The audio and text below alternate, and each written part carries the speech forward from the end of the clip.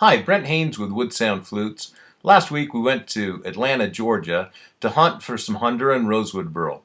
The video you're about to see is that journey. I hope you enjoy it and enjoy seeing the burls that we found. Well, I'm sitting here in the Salt Lake City airport. We're waiting for a flight to Denver. It's been de-icing for a long time now. Apparently they've got some real bad weather over there in Denver.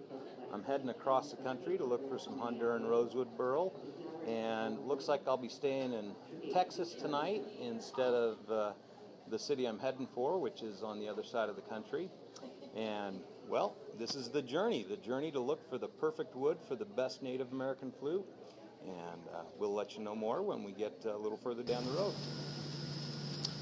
Well, we're getting ready to take off and heading to Denver, and then on to the next place.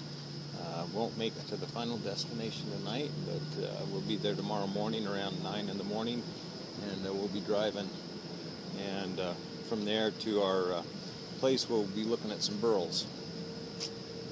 I guess I better turn the phone off. Your captain arrives at the gate. He'll turn off your fasten seatbelt signs.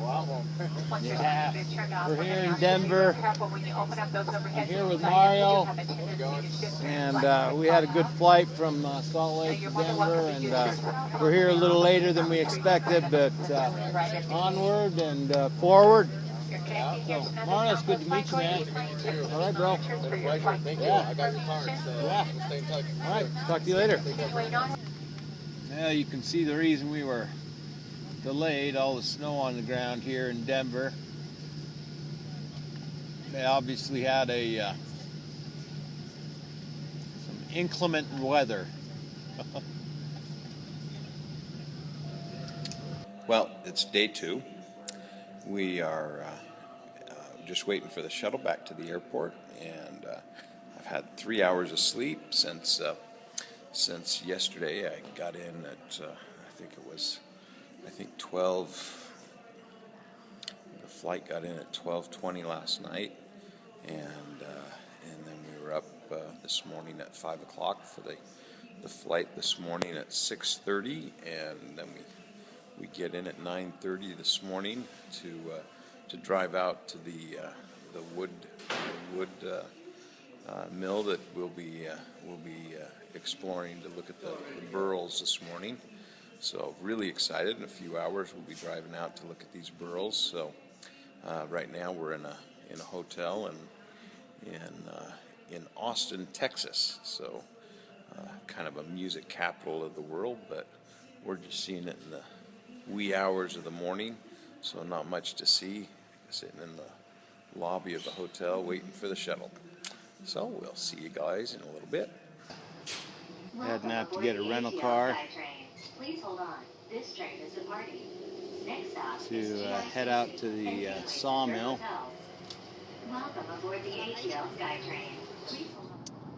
You know, one of the things is there's so much beautiful wood that's domestic as well. Look at these forests down here.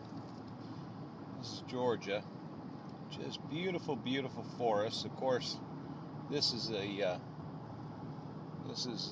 spring, and so the trees are just starting to bud out. You can see the color on the tips of the trees just starting to come in, and just beautiful, beautiful forests. They're this is second and third growth, of course, but there's a lot of beautiful domestic wood that's available for flutes, and that's one of the things that we'll certainly be looking at down here at this sawmill we'll be visiting today. And we're just a couple of miles away now. We'll be there soon. Well, I'm here with Steven. We're looking at a crate here full of some burls, and we're hoping to find some rosewood burls that are going to suit our needs. We looked at a couple inside a minute ago. We're going to go back in and look at those again here in a minute. And those were really appealing, and we'll show those to you here in a minute. But there's some beautiful burls. They may not look like much to you right now, but let me tell you, they are beautiful. Ah! Well, this burl here is one that that I'm thinking pretty seriously about. And then underneath, these babies are pretty heavy. This burl here is another one. Give you an idea. That burl is a real beautiful one. It doesn't look like it has very much sapwood on it, but the color looks really nice. And looks like it's going to be really, really nicely figured. A lot of pins on it, really solid. This flute that I'm laying up on it right now is a mid-G, so that gives you an idea of roughly how big that burl is. That's a good sized burl. So that's a big piece of wood. So these are some of the bigger burls. And we're here in the shop.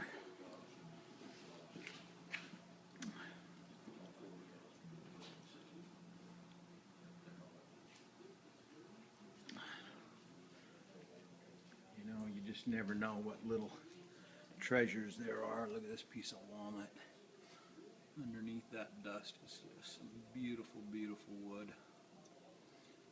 Too thin for what I do. Well, maybe a high flute. Just gorgeous stuff. Got a crate full of small burls over here. Just some exquisite looking little Honduran Rosewoods. So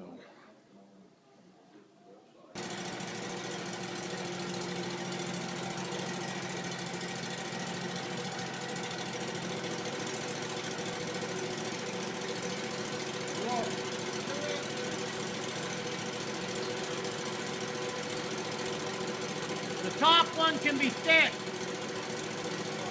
If the top one can be thicker, that's okay. Yeah, Native American flute.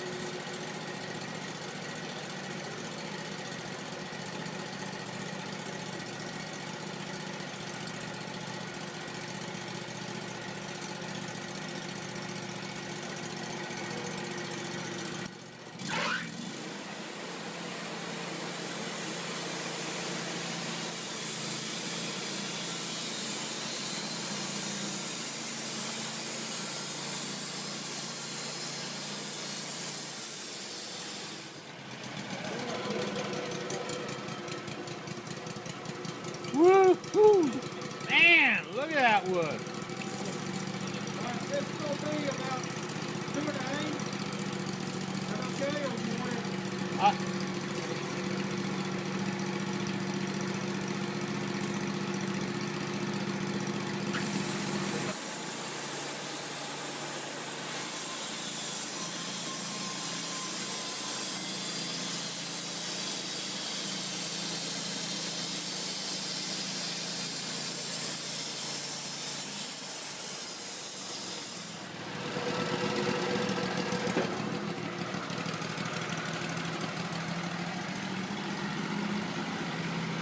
Man, that's awesome.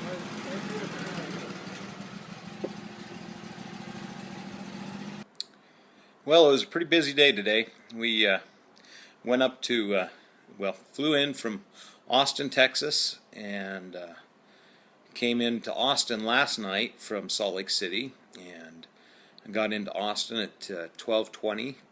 From Austin, we left at 6:30 this morning and got into Atlanta, Georgia at 9:30.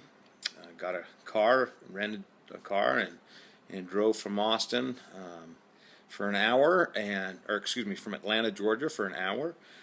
Found my friend Stephen and his sawmill and out in the middle of the boonies, and Stephen had more rosewood burl than I have ever seen in any one place. It was amazing.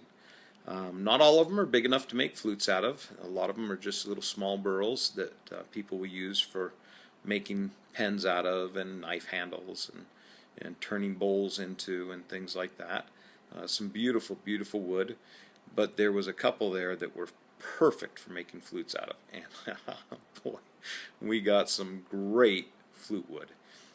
Stephen had a Wood-Mizer sawmill. We were able to cut the wood down to 2 1/8 inch slabs, and they are beautiful, perfectly cut slabs. He put on a brand new blade, and they are absolutely spectacular. They are cut just as beautiful and clean as can be, and they are just wonderful looking pieces of wood. The grain in them is just as figured as I could have ever hoped for. It's the most beautiful wood I've ever seen.